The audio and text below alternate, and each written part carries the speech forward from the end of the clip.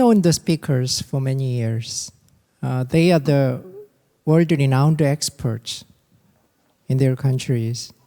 It is so great to have this wonderful opportunity to listen to their insight. Let me first briefly review their presentations. Sherene made a presentation on Malaysian efforts to cope with COVID-19. She mentioned the several strategies for rebound. For example, she mentioned repositioning Malaysia healthcare, amplifying branding and marketing, preparing for border opening. Gaining trust from the market is the most important task given to us. Professor Ho made an overall review of health tourism market in China. China has encountered with two challenges like trade conflict with the US and COVID-19 pandemic. In response to this challenge, China adopted a dual circulation strategy. As a response to COVID-19, people started paying attention to wellness. I think there will be a great opportunity in this industry. Serina explained the recent project of developing regional medical wellness tourism resources in Japan.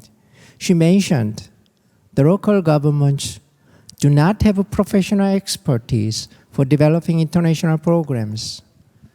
To help the local government, the central government outsourced the task to the company. Now, let's ask our discussants to make their comment. Executive Director Byeon, do you have any comment or questions? Yes, thank you, Professor Jen. First of all, I was greatly inspired by the earlier presentations of the speakers from Malaysia, China, and Japan. It's a great honor to host the 2020 Seoul Medical Tourism International Forum with world-class experts in the field of medical and wellness amid the difficulties that the world is facing with the COVID-19 situation. I'm also grateful that I could be here to speak on behalf of Seoul Metropolitan Government and Seoul Tourism Organization. Despite the pandemic crisis, the Republic of Korea has proven the excellence of the medical and quarantine response system, now known as K-Quarantine. In addition, Seoul is a city leading the global medical tourism market with 320,000 overseas medical tourists visiting in 2019. I believe that in the new normal era after COVID-19, the medical and wellness tourism market will emerge as a new trend. Seoul is also striving to foster medical wellness tourism that consumes comprehensive health services centered on treatment. As part of that, we selected 70 wellness tourism resources this year. We researched and discovered excellent wellness tourist destinations and facilities in Seoul, with categorizing them into 5 themes: healing meditation, beauty spa, well-being food, fitness yoga, and nature forest treat. It features a selection of urban-type wellness resources that can be enjoyed in large cities like Seoul. 10 recommended courses for each theme are going to be ready to be introduced soon. The Seoul Metropolitan Government and the Seoul Tourism Organization will continue to discover urban wellness resources to promote Seoul as a medical and wellness resources, wellness destinations. Thank you very much, Mr. Chen. Thank you. Now, Laura, and do you have any further questions to the speakers? Yes, sure. I want to say thank you so much to all the speakers for your fantastic presentations. And I would just like to ask Shireen, what is the strategy that we're going to see you employ Here we go. What is your strategy to assure the safety inside hospitals in addition to COVID-19 testing? And also, before you answer, I want to say I'm just healthier having listened to your presentation. My serotonin levels are spiked. It was fantastic. But yeah, what else, apart from COVID-19 testing, what are the strategies that you're employing in Malaysia? Hi, Laura, and hi, everyone. Thank you for that question. And I certainly enjoyed all our speakers' presentation. And when you talk about, our strategies, I shared, if you can recall the three areas that we talk about. We have world-class quality services at our hospitals, and we have end-to-end services that we provide to our patients. But for COVID, our strategies have changed in a sense that it's not just the services. You need to convince people, you need to tell them that they can trust Malaysia. So I think that's currently our core strategy in moving forward post-COVID in repositioning Malaysia. That trust, I think, has to be really solid for us to welcome back those 1.3 million patients that we had in 2019. So when you look at the three things, we are talking about the PR and branding, amplify that PR and branding and remind them of us so that they remember, Malaysia on their top of mind when the borders open. That's number one. Number two is about digitalization. Before this, healthcare is the least disrupted. People will still want to see their doctors eye to eye, face to face. So now everyone is forced to look into telehealth, telemedicine, you even look in e-pharmacy, etc. So that's something that we are enabling for Malaysia at the moment for both domestic patients as well as foreign patients. So especially for foreign patients, we want to make sure they remain connected to all of us in Malaysia that are really keen in providing that service to them. And the third one is about building our content in terms of as a thought leader.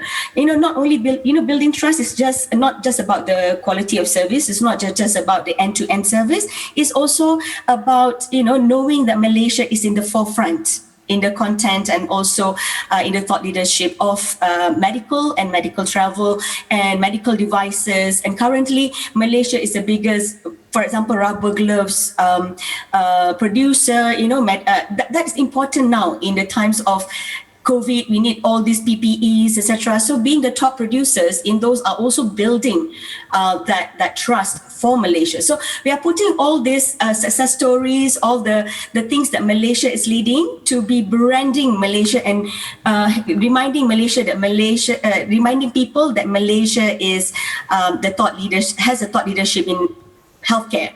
So that's our main strategy for post-COVID. When you talk about hospitals, what are the strategies that we have in the hospital? Our hospital has their own internal SOP to welcome patients, for local patients as well as our international patients. For our local, we have a task force in the hospital that actually works with our Ministry of Health, with our district health officers, so they have to follow all the guidelines that being issued by the ministry, etc. And in Malaysia, all positive patients, COVID patients, have to be admitted in hospitals for treatment, regardless whether they show any symptoms or not. Every single one of our COVID patients have to be admitted to our hospitals for treatment, or at least for quarantine. So that shows, how strict our hospitals, our healthcare system is in terms of dealing with COVID and curbing and COVID, and also keeping Malaysians and also all our people in Malaysia safe. So similarly, when people come as medical tourists currently now, they have to follow these strict protocols, the quarantine, and then inside that, when they are under quarantine getting treatment, all our staff will be in PPEs, etc. They will have to be vetted before they came into the country even, and then we have a restricted number of companions. For example, adult patient can only have one companion, and the companion has to stay in the hospital with the patient They can't stay in a hotel because they have to be quarantined with the patient in the same room, in the same hospital, at the quarantine, the isolated wards. So there are all these strict protocols are being put into place for all the hospitals that are handling medical travelers and also for the other hospitals as well. So, you can get this SOP. Okay, thank you, Sherene. We have a participant on the screen who wants to ask a question. Could you identify yourself and ask a question? Hello. Please, can you hear me? Hello, my name is Precious. I'm from Ghana. Thank you so much for the opportunity. Thank you for the great presentations. I have a question for Serina from Japan. Could you tell us about medical tourism trends in Japan? For example, how many medical tourists visited Japan last year? What are the major target countries from Japan's perspective? Should I take it again? I was asking if you could I'm tell sorry, us. I can't hear your voice well, so Okay. I'll take it slowly. please, you tell Jean, us- give me her question to me. Okay. Yeah, Serena? I was Yes. Serena, Yes. she asked you about the current trend of medical tourism in Japan, especially last Yes. year. So if you have any statistical figures of how many foreign patients visited Japan last year, could you tell us about that? Honestly, to say in Japan, we don't have any system to count the number of medical tourists like your country. So we don't know exactly how many medical tourists were coming in Japan. But I think it's the number is between a few thousand and 20,000. I see. I know it's yeah. Thank you. Next question is for Executive Director Dong Byun. Yes. The medical tourism industry in South Korea has been hit hard by COVID-19. I want to know if Seoul Tourism Organization has any long-term strategy. Sure. Thank you, Mr. Jin, Professor Jin again. Yes, the Seoul Metropolitan Government and STO have been considering medical tourism as a high value adding business that will lead the future tourism growth of Seoul. In the first half of this year, we established a 5-year plan for revitalizing Seoul medical tourism and attracting overseas patients. Together with the Chairman Kinam Chin of the Medical Tourism Promotion Council of Seoul Metropolitan Government here, a vision of smart, all-care, medical and wellness tourism city Seoul was derived. There are 4 main strategies. Firstly, it is to establish a reliable medical tourism system. Second is to strengthen the integrated medical tourism industry ecosystem. To improve the quality of medical tourism services is the third. And the fourth is to build a medical wellness tourism brand and consolidate the marketing strategies. Furthermore, we will use the smart technologies to provide medical services and information to offer prompt, accurate, and convenient services, and proactively improve the management of the medical tourists and medical workers, pre- and post-treatment processes, and medical care to tourism in the post-COVID-19 era. We will continue to dedicate ourselves to the Seoul Medical Tourism Promotion Project of Seoul City and STO. Thank you very much. Thank you. Now I'd like to ask the last question to Professor Ho. Thank you for joining us. My question is, as you mentioned, because of this COVID-19 pandemic, people started paying attention to wellness in China.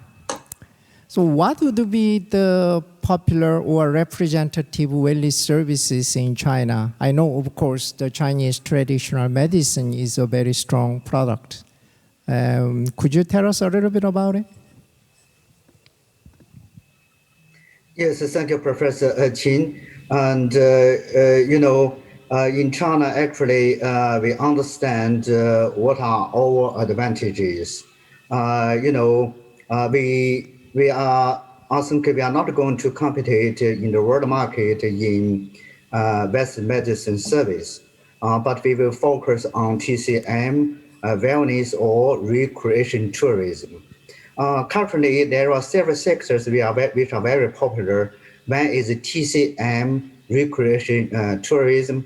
One is forest therapy. One is hot spring therapy. These three areas are actually very popular. To our surprise, we have done some survey. Usually we think that, for instance, for hot spring therapy, usually is popular among middle-aged people, especially men. But new research found that even young people, 20 to 30 years old, they like this kind of lifestyle. And also, as for TCM, tourism, one is actually in hospital, TCM hospitals. In our name is TCM medical tourism. We mainly, treat diseases from outside of China. One of the hospitals in southern part of China, every year there are thousands of patients who are from Russia, from Mongolia, and also some other European countries. They come here for TCM treatment. But to me, I think that still there needs a longer time to develop into a bigger industry. But for TCM recreation tourism in Chinese, we have another actually medical tourism and health tourism in China. We have different names. For recreation tourism with TCM, actually, usually it's integrated of TCM with some other, other services or other resources. For instance, forest, for instance, hot springs, and even sand, even water. So in this area, actually, I also noticed just now that I think that I'm impressed with one of the panelists who mentioned that Seoul also developed wellness tourism. We also have TCM destinations. As a matter of fact, my research team, we have published annual reports for consecutive 2 years, and we mainly doing surveys among consumers, try to understand their likings and their dislikes and their consumption habits, and regarding TCM recreation tourism. Thank you, Professor Hao. Yeah, I guess that will be all for today. I deeply appreciate the speakers. Thank you, Sherene, Serina, and Hao for joining us. Okay, thank you. Thank you. Thank you, Prof. Thank you. Thank you, everyone. Yes.